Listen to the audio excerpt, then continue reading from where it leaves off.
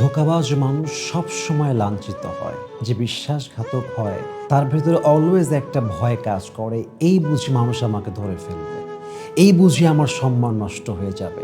এবং বিশ্বাস করেন, ধোঁকাবাজের শাস্তি জাস্ট দুনিয়াতে শেষ হয় না, তার শাস্তি পরকালের জীবনে এমনভাবে শুরু হয় যা কখনো কল্পনাই সে করতে পারে নাই। কারণ পরকালে যাওয়ার পরে, কবরে যাওয়ার পরে ধোঁকাবাজের সব অন্যায় মাফ হয়ে যাবে, সব আযাব মাফ হয়ে যেতে পারে, বাট সে যে মানুষের সঙ্গে বেইমানি করেছে এই আযাবটা মাফ হবে না।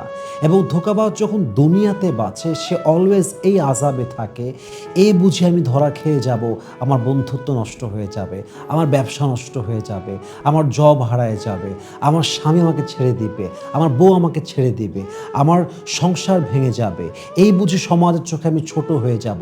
এই যে একটা ভয়, এই যে একটা আতঙ্ক ধোঁকাবাজকে অলওয়েজ তাড়া করে। এটা ধোঁকাবাজ কখনো পিছ ছাড়াতে পারে না, কারণ সে এমন একটা অন্যায় লিপ্ত আছে যে অন্যায়টা মানুষের হক নষ্ট করে। তো আল্লাহ রব্বুল ইজ্জত ওয়াল জালালের প্যারা হাবিব বলেন যে বান্দা যখন বান্দার হক নষ্ট করে তার আযাবটা পরকালে শুরু হয় না, দুনিয়াতে শুরু হয়ে যায়। আল্লাহ তাকে আযাবের মধ্যে দুনিয়াতেই ফেলে দেয়। এই জন্য সবাইকে বলবো, আসুন আমরা সৎ হয়ে বাঁচি।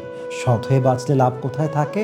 মনে একটা শান্তি থাকে যে আমি সৎ আছি, অন্ততপক্ষে আমি কোনো কারোর সাথে বেইমানি করি নাই।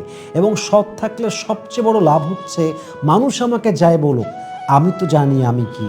মানুষ আমাকে যাই বলুক, আরে আমি আল্লাহর কাছে তো ঠিক আছি। বাস এই এতটুকু শান্তি আপনার জীবনে এতটা বেশি স্বস্তি নিয়ে আসবে যা আপনি কখনো কল্পনাও করতে পারবেন না ইনশাআল্লাহ তাআলা।